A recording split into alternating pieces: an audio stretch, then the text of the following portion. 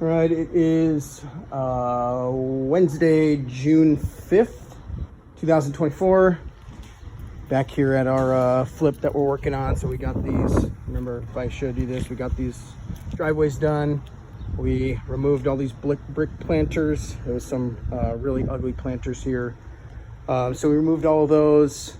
We got an on-site John here. So first, what do we have in here? We got the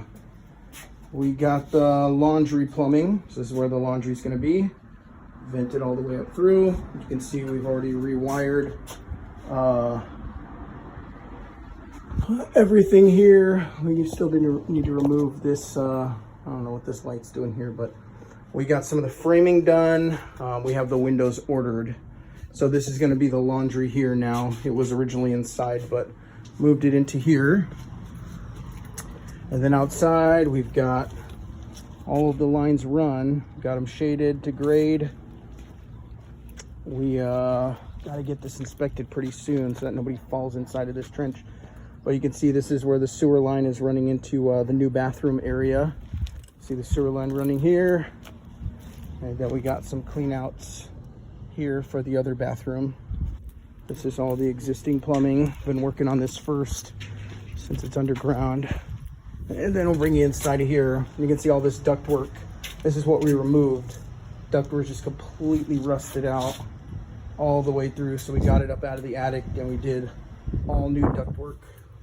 We're gonna have to check this out inside of here. So looks like a war zone in here, but it's a work in progress. So we did remove the kitchen line, and it looks like that was definitely this is nice and dry. This isn't sewage or anything. This is just rust, so it's okay to touch. But you can see it was broken underground.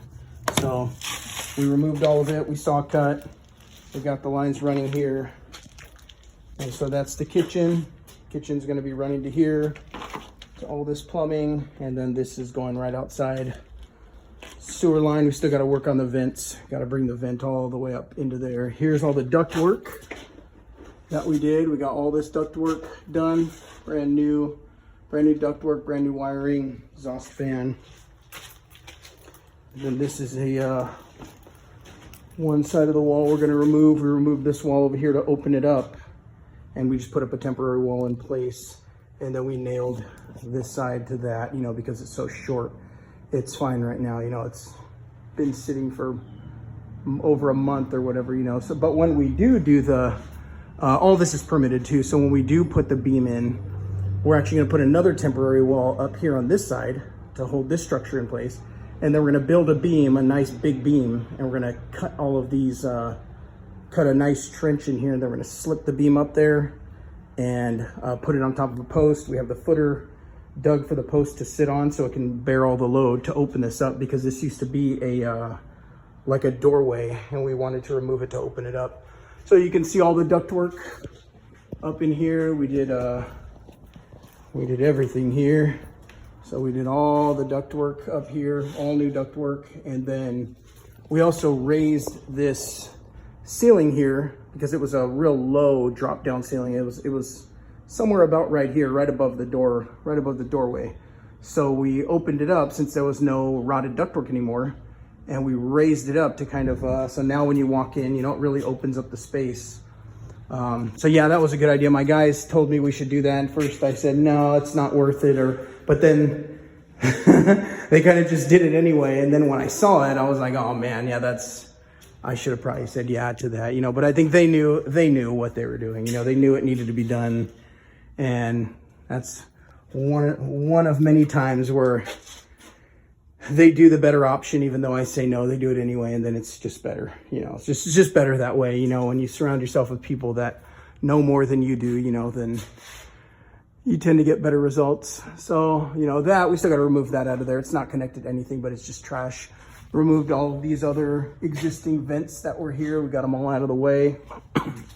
And then, yeah, we got this other one. We got to start hanging some of the drywall just to close it up in here. We still have to still got to do the windows, but It's coming along, just taking some time, but it's a work in progress. So, and it's a lot of work too. This house, we're basically almost essentially just rebuilding it.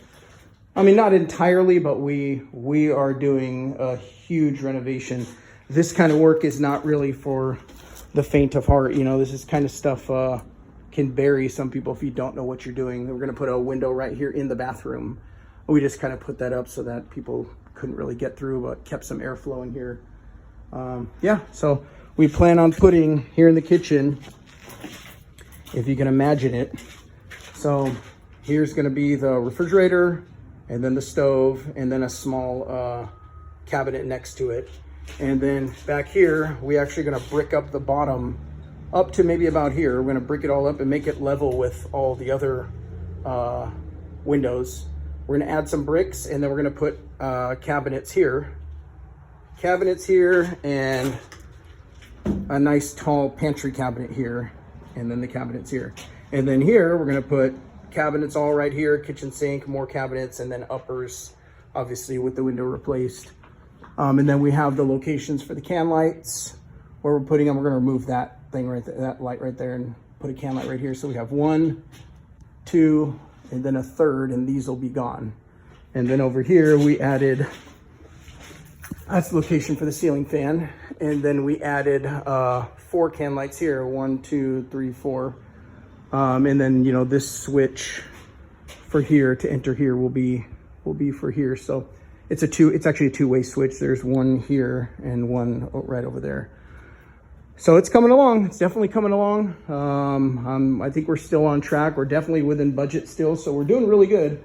It's just, we can only work on this thing bit by bit as we have time, because we still got other jobs to do, and we still are doing water damage, and we're still doing other repairs and other drywall repairs. And so we got to, we just got a little bit more to do, and it'll look much better really once the plumbing is done. That's really the key. Once we can get all this backfilled, once it's inspected and passed, we'll get it backfilled, and then we'll sweep it up. We'll get the concrete buttoned up. That's when we can really rock and roll. You know, the rough stage is really where it looks the messiest, and it looks the most, sorry about that.